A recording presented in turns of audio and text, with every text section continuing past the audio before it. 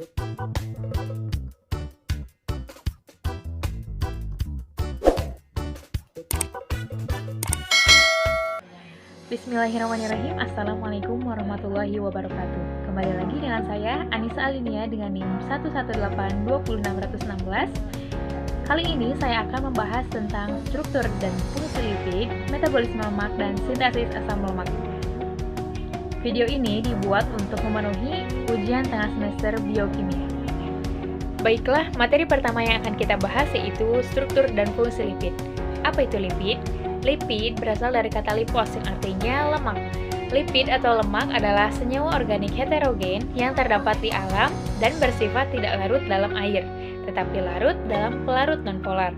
Lipid adalah senyawa yang berisi karbon dan hidrogen yang tidak larut dalam air tetapi larut dalam pelarut organik. Lipid berdasarkan sumbernya terbagi menjadi dua. Yang pertama lipid nabati dan yang kedua lipid hewani. Lipid nabati adalah lemak yang dikandung oleh tumbuh-tumbuhan, contohnya alpukat, durian, dan lain-lain. Lemak alam ini terbentuk dari gliserol dan asam-asam lemak yang tidak jenuh. Lipid nabati mengandung fitosterol, kadar asam lemak tidak jenuh, dan pada suhu kamar lipid nabati cenderung berbentuk cair. Adapun lipid hewani adalah lemak yang dikandung oleh hewan, contohnya daging, telur, ikan, dan lain-lain. Lipid hewani mengandung kolesterol. Lipid hewani lebih kecil daripada lipid nabati. Lipid hewani ini cenderung berbentuk padat pada suhu kamar. Adapun struktur lipid berdasarkan struktur kimianya, lipid adalah ester gliserida dengan jumlah atom lebih dari 10 yang terbentuk dari reaksi esterifikasi antara asam lemak dan gliserol. Selain itu, ester gliserida membentuk lemak dan minyak. Sedangkan berdasarkan struktur trigliserida, lipid dibagi menjadi dua, yaitu lemak dan minyak.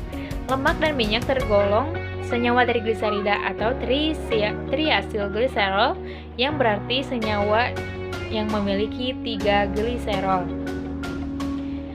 Berikut saya lampirkan gambarnya. Pada gambar ini, R1, R2, dan R3 yang dimaksudkan adalah rantai hidrokarbon dengan jumlah atom karbon dari 3 sampai 23. Tetapi paling umum dijumpai adalah 15 atau 17. Lemak yang terbentuk dari asam karboksilat sejenis R1, R2, dan R3 ini disebut lemak sederhana. Jika terbentuk dari 2 atau 3 jenis asam karboksilat disebut campuran. Penamaan lemak dimulai dengan kata gliseril yang diikuti dengan nama asam lemaknya. Penamaan dari lemak dan minyak sering diberikan sesuai dengan asam lemak pembentuknya. Contoh, tristearin dari gliserol dan tristearat, dan tripalmitin dari gliserol dan tripalmiat. Selain itu, minyak dan lemak dapat juga diberi nama dengan cara yang biasa dipakai untuk penamaan suatu ester. Contoh, gliseril tristearat dan gliseril tripalmiat. Dalam penamaan suatu senyawa lemak memiliki suatu aturan. Aturan penamaan pada lemak adalah 1. Nama pada lemak diawali dengan kata gliserol atau gliseril. Yang kedua, nama pada lemak diakhiri dengan nama asam lemak yang menyusun lemak tersebut. Adapun perbedaan dari lemak dan minyak ialah lemak berasal dari hewan dan minyak berasal dari tumbuhan. Lemak memiliki asam lemak yang jenuh dan minyak memiliki asam lemak yang tidak jenuh.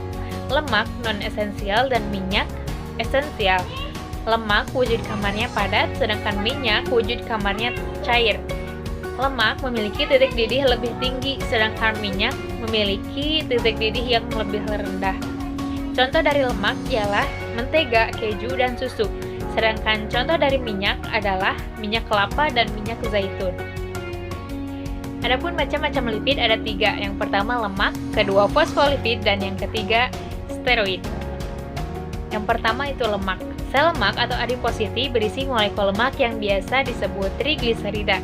Trigliserida ini dipecah menjadi molekul yang lebih kecil yaitu gliserol dan 3 buah asam lemak. Asam lemak ialah molekul sederhana yang hanya memiliki rantai hidrokarbon dan gugus karboksil pada salah satu ujungnya. Variasi asam lemak ada 2. Yang pertama, ada yang semua ikatannya tunggal dan ada yang memiliki rantai ganda.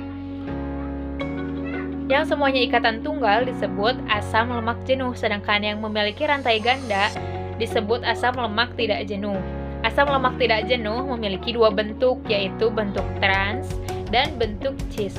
Pada bentuk trans, kedua atom hidrogen pada ikatan rangkap ganda berada pada sisi yang berlawanan, sehingga bentuk asam lemak ini tetap lurus. Berbeda dengan bentuk cis, kedua atom pada rantai ganda berada pada sisi yang sama, sehingga bentuk asam lemak ini membengkok. Sehingga dapat disimpulkan bahwa asam lemak ini memiliki beberapa variasi: asam lemak jenuh, asam lemak tak jenuh trans, dan asam lemak tak jenuh cis. Yang kedua yaitu fosfolipid. Fosfolipid ini terdiri dari gliserol, dua buah asam lemak ditambah dengan gugus fosfat. Struktur fosfolipid terdiri dari bagian kepala dan bagian ekor.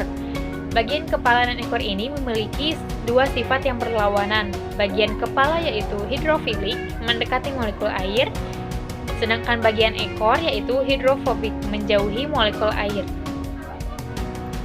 Yang ketiga yaitu steroid. Steroid ialah molekul nonpolar yang memiliki 4 buah cincin, ditambah dengan rantai samping yang bervariasi.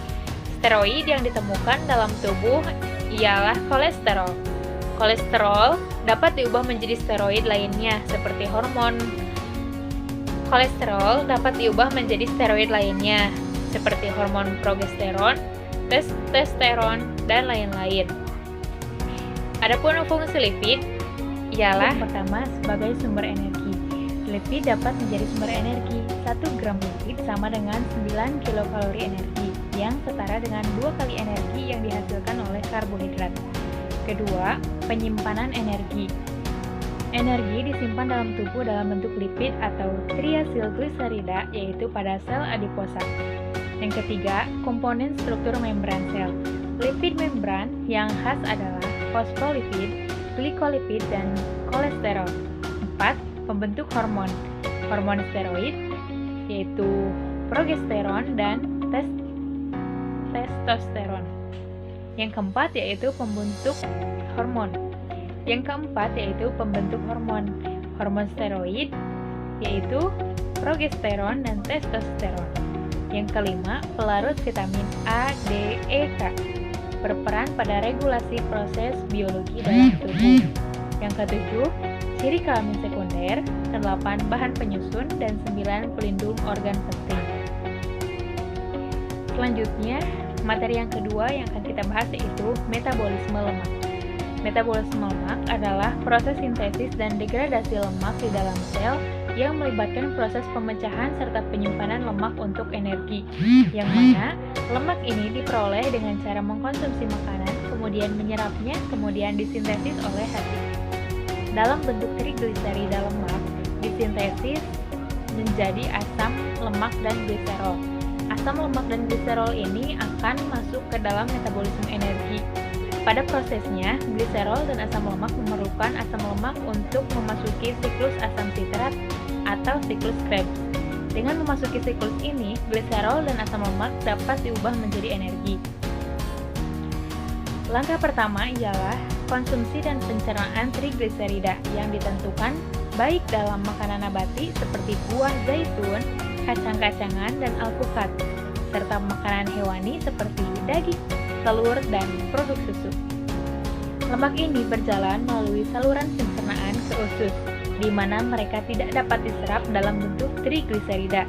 Sebaliknya, mereka dibagi melalui enzim yang disebut lipase dan monogliserida yang merupakan asam lemak rantai tunggal yang melekat pada gliserol. Trigliserida yang bercabang kemudian dapat diserap melalui usus dan disusun kembali menjadi bentuk aslinya sebelum diangkut oleh kilomikron.